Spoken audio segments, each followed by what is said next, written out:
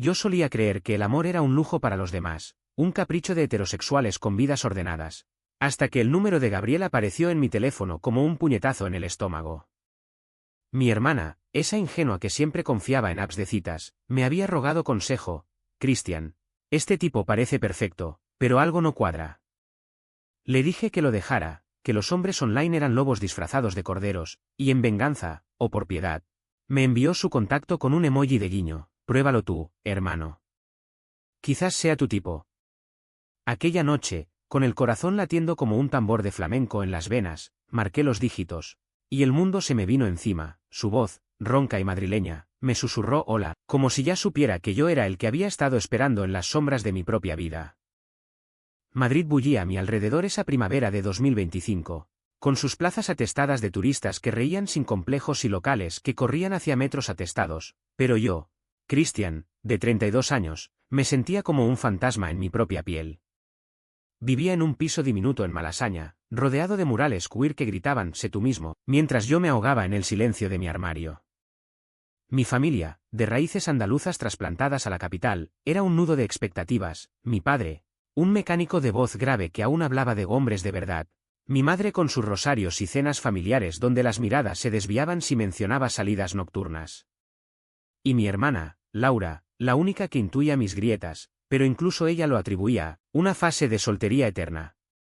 Trabajaba como barista en una cafetería de Chueca, sirviendo lattes a parejas del mismo sexo que se besaban sin pudor, y cada sonrisa que fingía me recordaba lo que yo no tenía, libertad para amar sin disculpas.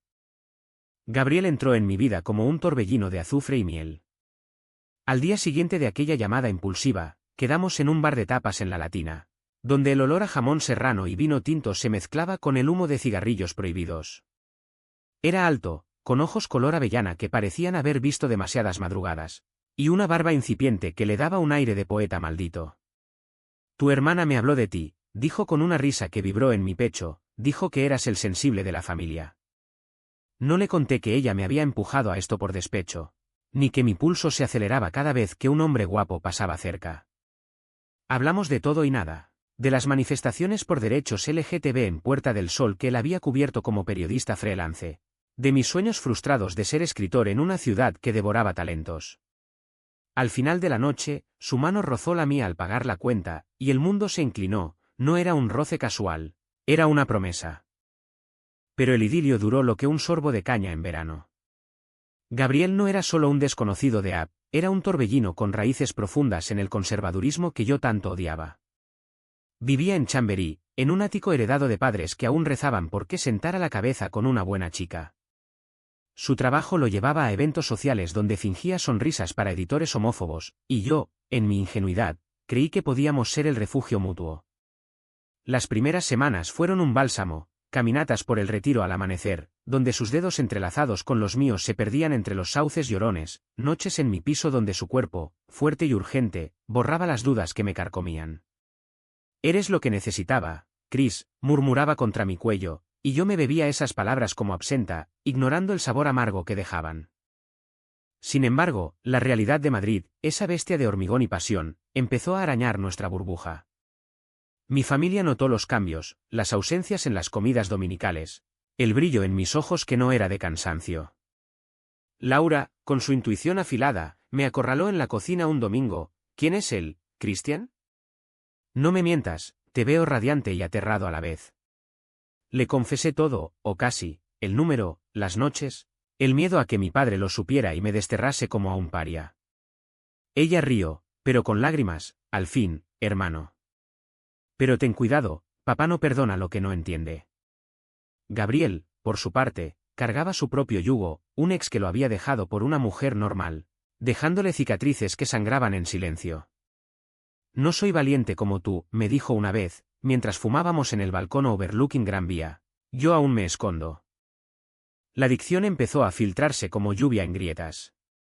En el trabajo, un cliente habitual, un tipo machista de traje barato, me pilló con el teléfono vibrando y una sonrisa tonta. Vaya, el maricón tiene novio. ¿Es verdad que sois todos unos dramas?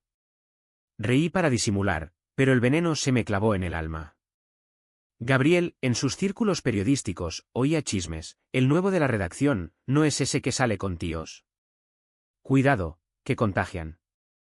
No me lo contó al principio, pero lo vi en sus ojos evasivos, en las llamadas que cortaba cuando yo llegaba. Y en casa, mi madre empezó con sus indirectas: Christian, hijo, ¿por qué no traes a una chica a cenar? Tu hermana ya tiene planes serios. Cada palabra era un latigazo, un recordatorio de que en esta familia, el amor gay era un pecado que se susurraba, no se gritaba. Yo me tragaba el nudo en la garganta, fingiendo que era solo cansancio. Gabriel y yo nos refugiábamos en rincones olvidados. Un cine de reestrenos en Callao donde nos besábamos en la penumbra, o parques periféricos donde nadie nos conocía. Pero el peso crecía. Una noche, después de una discusión tonta por celos, yo vi un mensaje de un ex en su teléfono. Él se quebró. No puedo más con esto, Chris. Mi jefe me ha dicho que si sigo, distrayéndome, me echa. ¿Y si pierdo todo por ti? Sus palabras me helaron, no era rechazo, era miedo puro, el mismo que me paralizaba a mí. Me fui a casa solo, caminando bajo la lluvia de Madrid que lavaba las aceras pero no las culpas, y me juré que aguantaría. Por él. Por nosotros. Porque en el fondo, sabía que el amor verdadero no era fácil, era una guerra silenciosa contra el mundo. Las semanas siguientes fueron un lento ahogamiento. Gabriel se distanciaba, menos mensajes, excusas de trabajo, noches en que llegaba a mi piso oliendo a colonia ajena y mentiras. Yo, en la cafetería, servía cafés con manos temblorosas, sonriendo a clientes que coqueteaban inocentemente mientras mi mente repetía sus ausencias como un mantra de dolor. Laura lo notó y me arrastró a un bar de Chueca. Habla con él, idiota. No dejes que te rompa como a mí me rompieron. Pero hablar significaba exponer las grietas, admitir que nuestro amor era frágil como cristal de Murano bajo el sol madrileño. Entonces llegó el primer golpe real, una cena familiar en casa de mis padres, en un barrio obrero de Usera donde las paredes aún olían a guiso de lentejas y machismo. Gabriel había prometido venir, disfrazado de amigo, pero a última hora canceló. Lo siento, Chris, entrevista importante. Mentira. Lo pillé en Instagram, en una fiesta de periodistas, riendo con un grupo donde no había espacio para sombras como yo. Esa noche, con mi padre brindando por la familia tradicional y mi madre sirviendo vino con ojos acusadores, exploté en silencio. Me excusé, salí al balcón y llamé a Laura llorando: no soy suficiente. Nunca lo seré. Ella vino volando en taxi, me abrazó bajo las luces tenues: eres más que suficiente, hermano. Pero él tiene que elegirte. El dolo se acumulaba como nieve en la sierra de Guadarrama, pequeñas traiciones que nevaban sobre mi pecho hasta asfixiarme. Gabriel empezó a llegar tarde, con excusas que olían a humo de bares hétero donde solo networking. Una vez, lo esperé en su ático, y encontré una foto enmarcada de él con una ex, sonriendo como si el pasado no doliera. ¿Por qué la guardas?, le pregunté, voz quebrada. Es historia, Chris. No como nosotros. Pero sus ojos decían lo contrario, miedo a que nuestra historia se convirtiera en ruina.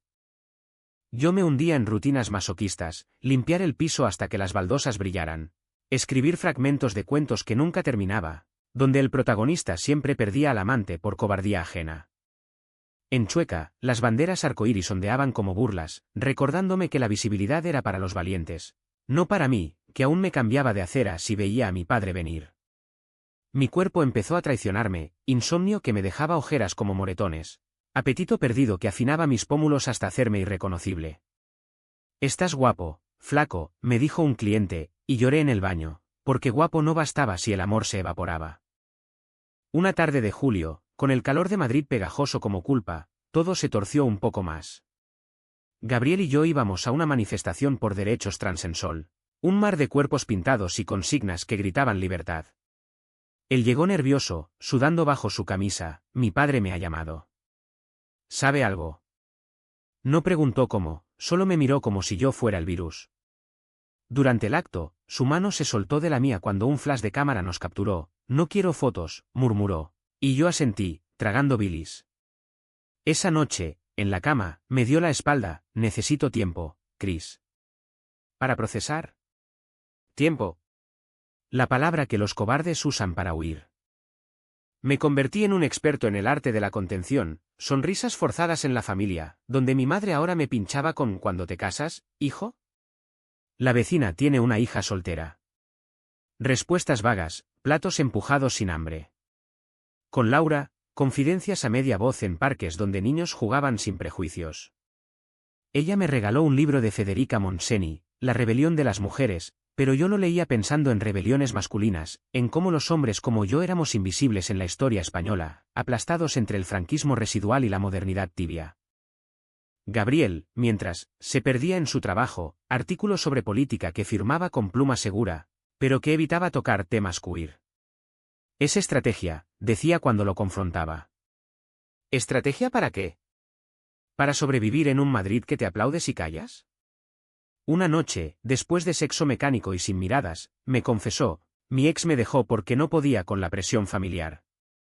No quiero repetirlo. Sus palabras eran cuchillos romos, hiriendo sin matar, dejándome sangrando lento. El clímax de esa adicción llegó en agosto, cuando el calor hacía que las calles hirvieran como ollas a presión. Yo había planeado una escapada a Toledo, solo nosotros, lejos de ojos madrileños. Pero él canceló de nuevo, familia de visita. Fui solo, caminando por el Alcázar con el fantasma de su ausencia pisándome los talones. Allí, en una plaza medieval, me senté en un banco y lloré por primera vez en público, ignorando las miradas de turistas. Al volver, lo encontré en mi piso, esperándome con una botella de Rioja y ojos culpables. Te echo de menos, dijo, y yo lo besé, desesperado, pero el beso sabía a despedida. La contención se rompía en fragmentos, sueños donde lo perdía en laberintos de metro, despertares con su lado de la cama frío. Me uní a un grupo de apoyo LGTB en Lavapiés, donde hombres como yo compartían cicatrices, pero al hablar de Gabriel, mi voz se quebraba, lo amo, pero me está matando. Ellos asintieron, sabios en dolores ajenos, el amor no pide permiso para doler, pero tú sí puedes pedir respeto. Así pasaban los días, un goteo de erosión que me dejaba hueco. Madrid seguía su ritmo, flamenco en tabernas, besos robados en sombras, pero yo era un espectador, no protagonista. Hasta que la noche del 15 de septiembre, todo implosionó. La noche del 15 de septiembre de 2025, Madrid se vestía de otoño prematuro, con hojas crujiendo bajo mis botas en las aceras de Malasaña. Había quedado con Gabriel en nuestro bar de siempre, el Vitruvio, un antro con paredes cubiertas de vinilos rotos y luces tenues que ocultaban pecados. Llevaba una hora esperándolo, el reloj marcando minutos como latidos irregulares, cuando mi teléfono vibró, un mensaje de Laura. Chris, ve a casa de papá ya. ¿Ha pasado algo? El pánico me erizó la piel, ignoré el nudo en el estómago y corrí hacia el metro, dejando la caña a medio beber. El piso en Usera era un caos de voces elevadas y platos rotos. Mi padre, con la cara roja como tomate maduro, gritaba al teléfono, no vuelvas a poner un pie aquí. Degenerado. Mi madre sollozaba en la cocina, rosario en mano, y Laura me arrastró al pasillo. Gabriel llamó. Le contó todo a papá. Dijo que era, amigo, pero papá husmeó en su móvil o algo. Dios, Chris, lo siento. El mundo se me nubló, sentí las rodillas flaquear, como si el suelo de baldosas se abriera bajo mis pies. Gabriel me había traicionado no por maldad, sino por pánico. Su padre, al enterarse de rumores, lo había presionado, y en un arrebato de confesión parcial, soltó mi nombre como una granada. Me desplomé en el sofá, el aire espeso con olor a fritanga y traición. Mi padre colgó y se volvió hacia mí, ojos inyectados en furia. ¿Es verdad, Cristian? Ese, amigo, es tú. ¿Tú marica? La palabra, escupida como veneno, me golpeó como un puñetazo en el plexo solar. No respondí, no podía. Mi madre entró, pañuelo en ojos. Hijo, ¿por qué nos haces esto? Pensábamos que eras normal. Normal. La palabra que había perseguido toda mi vida, como un perro callejero tras un hueso inalcanzable. Laura intentó mediar. Papá, basta. Es su vida, pero él la calló con un gesto. Tu vida. Esto mancha el apellido. ¿Qué dirán en el barrio?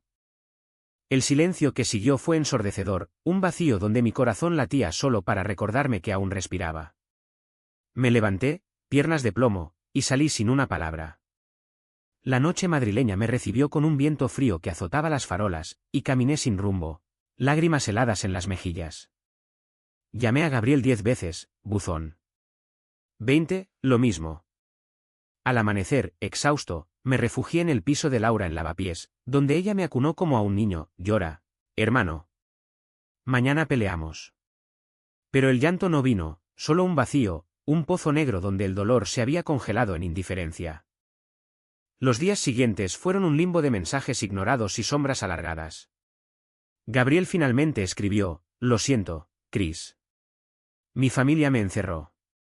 No puedo verte ahora. No pregunté por él la hora, supe que eran nunca. Mi trabajo se convirtió en refugio, tazas de café vertidas con precisión quirúrgica, sonrisas para clientes que ignoraban mis ojos hinchados.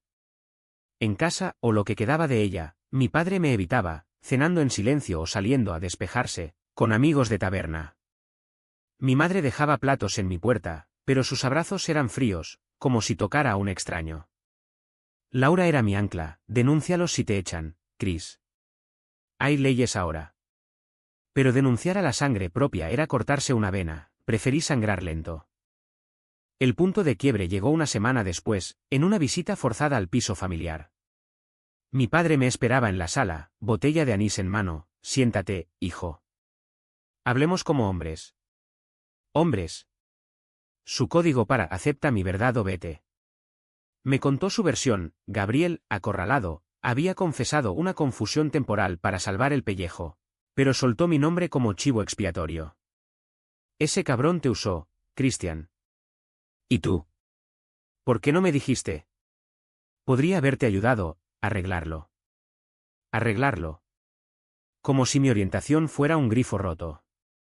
Intenté explicar, voz ronca: papá, no es una fase. Es quien soy. Él negó con cabeza: en esta casa, no. Encuentra una chica, o busca tu camino solo. Mi madre, desde la puerta, susurró: ruega, hijo. Dios perdona. Salí de allí con el alma hecha trizas, caminando por la M30 hasta que las luces de neón de Atocha me cegaron. Me senté en un banco del Parque del Retiro, donde meses atrás Gabriel y yo habíamos soñado futuros imposibles. El lago reflejaba la luna, indiferente, y por primera vez, el dolor se transformó en rabia pura. Rabia contra él por su cobardía, contra mi familia por su ceguera, contra mí por haber creído en finales felices. Llamé a Gabriel una última vez: ven a verme. Ahora.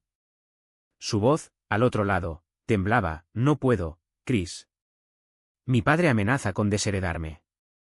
Colgué sin despedida, y en ese clic, algo en mí se rompió para siempre. La ilusión de que el amor gay en Madrid era posible sin sacrificios. La parálisis duró días, me movía por inercia, comía sin sabor, dormía con pesadillas de rechazos multiplicados. Laura me sacó de la cama: muévete, o te pudres. Me inscribió en terapia en un centro LGTB de centro, donde una psicóloga de voz suave me dijo: el duelo es necesario, pero no te define. Dudaba, el duelo me había vaciado, dejando un cascarón que Madrid pisoteaba sin piedad. Entonces, el destino o el karma madrileño intervino. Una mañana en la cafetería, mientras limpiaba la máquina de espresso, entró él, no Gabriel, sino un desconocido de ojos verdes y sonrisa ladeada, pidiendo un cortado con acento catalán. Pareces necesitar un café tú también, dijo, y charlamos. Se llamaba Alex, activista queer que había leído mis posts anónimos en foros sobre amor prohibido. No era salvación, era un recordatorio de que la vida seguía, aunque cojeando. Pero el verdadero abismo vino esa noche, cuando recibí una carta de Gabriel, entregada por mensajero en mi piso. Manuscrita, tinta temblorosa: Chris, te perdí por miedo. Mi familia me obliga a una cita arreglada, pero cada noche sueño contigo. Si me das otra chance. La leí bajo la luz cruda de la bombilla, y el papel se mojó con lágrimas no derramadas. ¿Perdón? ¿Después de venderme por herencia? Lo quemé en el fregadero, viendo las llamas devorar sus palabras como devoraban mi fe en nosotros. Me quedé mirando las cenizas, el humo subiendo como un suspiro final, y supe que el fondo era esto, no el rechazo familiar, sino la traición del hombre que juró amarme. Madrid dormía fuera, ajena, y yo, por primera vez, sentí el peso de mi soledad como un manto, no como una cadena. El clímax no llegó con truenos ni gritos en plazas públicas, fue un susurro en la quietud de un amanecer madrileño. Cuando el sol teñía de oro las cúpulas de las iglesias y yo decidí romper el silencio que me había encadenado durante años. Era finales de octubre, con el aire cargado de castañas asadas y hojas muertas que crujían como huesos viejos bajo mis pies. Había pasado semanas en un limbo de terapia y noches en vela, donde el rostro de Gabriel se superponía al de mi padre en un collage de decepciones. Laura, mi faro inquebrantable, me había convencido de ir a una reunión familiar para cerrar heridas, pero yo sabía que no era cierre, era confrontación. La cena se cocinaba en la cocina de Usera, olores a ajo y pimentón flotando como fantasmas reconfortantes. Mi madre removía el cocido con manos temblorosas, lanzándome miradas que mezclaban lástima y reproche. Mi padre, hundido en su sillón con el periódico deportivo abierto en una página que no leía, gruñó un «siéntate» cuando entré. Laura, a mi lado, apretó mi mano, sé firme, Chris. Mereces tu verdad. Gabriel no estaba invitado o eso creí, pero su sombra planeaba sobre nosotros como un cuervo. Empecé con voz baja, pero cada palabra ganaba fuerza, como el Ebro en crecida, papá, mamá. No vine a pedir perdón. Vine a decirles quién soy. El tenedor de mi padre se detuvo a medio camino, mi madre dejó caer la cuchara en la olla. Soy gay. Amo a hombres. Y Gabriel no fue un error, fue mi verdad, hasta que el miedo lo rompió. Silencio. Un silencio tan denso que podía masticarse. Mi padre tosió, rojo como el vino en su vaso, ¿y qué esperas? ¿Una fiesta? Esto no es normal. Normal. De nuevo esa palabra, como un mantre de su juventud franquista. Me levanté, la silla raspando el suelo como uñas en pizarrilla. Normal es mentirte a ti mismo por complacer. Normal es ver a tu hijo marchitarse en silencio. Yo no soy normal, papá, y eso me hace libre. Mi voz se quebró en libre, pero no paré. Gabriel me traicionó, sí, pero tú me negaste antes de conocerlo. ¿Sabes lo que es esconderte en tu propia familia? Es morir despacio, como un pájaro con alas cortadas. Lágrimas rodaron por mis mejillas, calientes y liberadoras, y por primera vez, no las sequé. Mi madre sollozó, hijo, Dios, pero la corté, Dios me hizo así. El problema es que vosotros no. Laura intervino, voz firme, basta, mamá. Apoyadlo o perdedlo. Mi padre se levantó, torpe, y por un segundo temí un golpe, en cambio, extendió la mano, no para abrazar, sino para señalar la puerta. Si eliges eso, elige solo. Esta casa es para familia de verdad. Elegir. Como si el amor fuera un menú de tapas. Caminé hacia la salida, el corazón un tambor de flamenco acelerado, pero en el umbral me volví. Familia de verdad no es sangre, papá. Es aceptación. Y hoy, te libero de mí. Fuera, la noche de Madrid me envolvió como un amante fiel, luces de neón parpadeando en Gran Vía, un grupo de jóvenes queer riendo en una esquina con banderas arcoíris. Llamé a Gabriel desde un banco en sol, no por debilidad, sino por necesidad de cerrar, vena chueca. Ahora. O para siempre. Colgué, el teléfono pesado como plomo, y esperé bajo la estatua del oso y el madroño, símbolo de una ciudad que abrazaba lo excéntrico. Llegó media hora después, envuelto en un abrigo demasiado grande, ojos hundidos como pozos de culpa.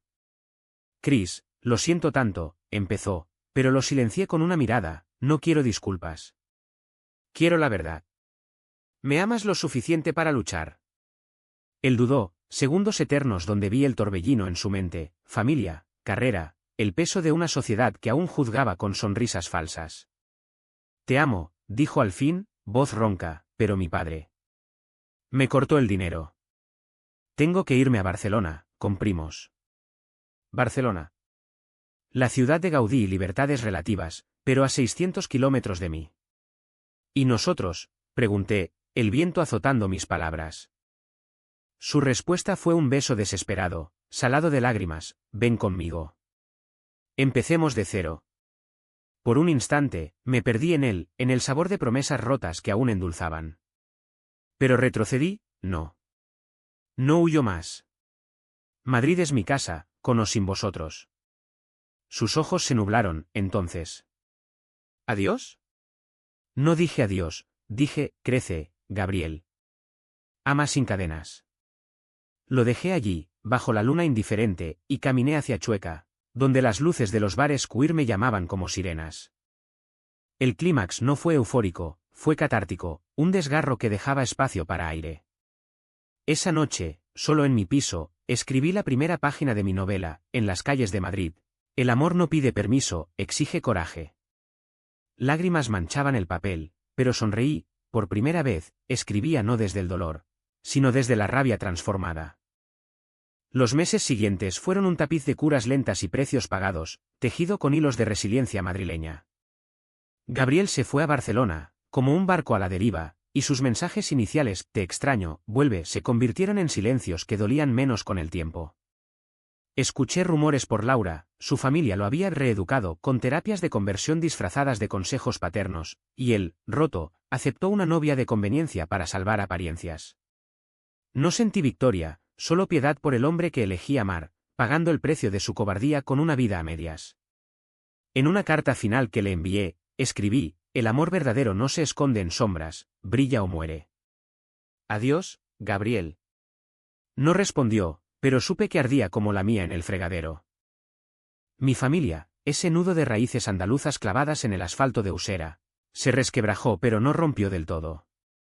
Mi padre, endurecido por décadas de taller y cerveza, empezó con gestos torpes. Un café silencioso en la barra de un bar, donde murmuró no lo entiendo, pero eres mi sangre. No era aceptación plena, pero era un puente frágil sobre el abismo. Mi madre, devota hasta la médula, colgó un calendario con santos queer en la cocina, un regalo mío, y un día me abrazó sin palabras, ruega por mí también, hijo.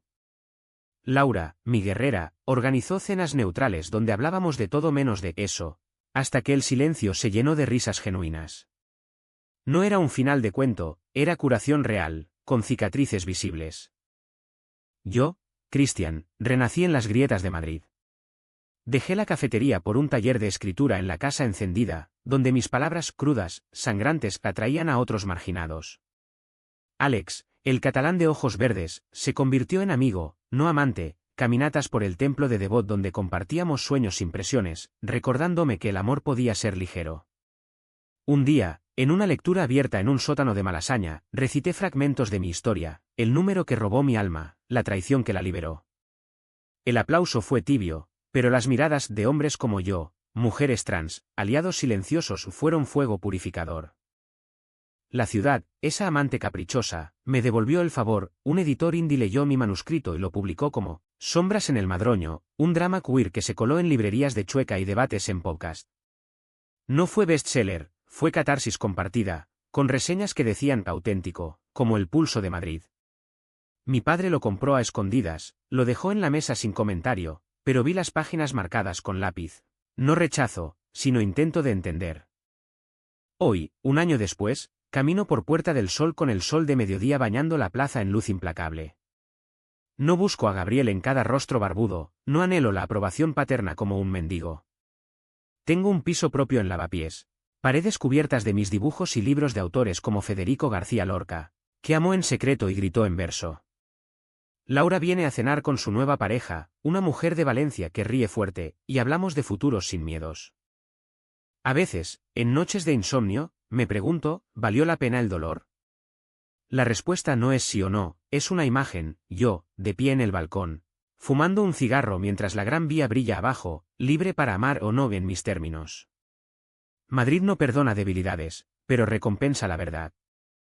Y en esa verdad, encontré no un final feliz, sino uno posible. ¿Y si el número que te roba el alma es el que te devuelve el tuyo?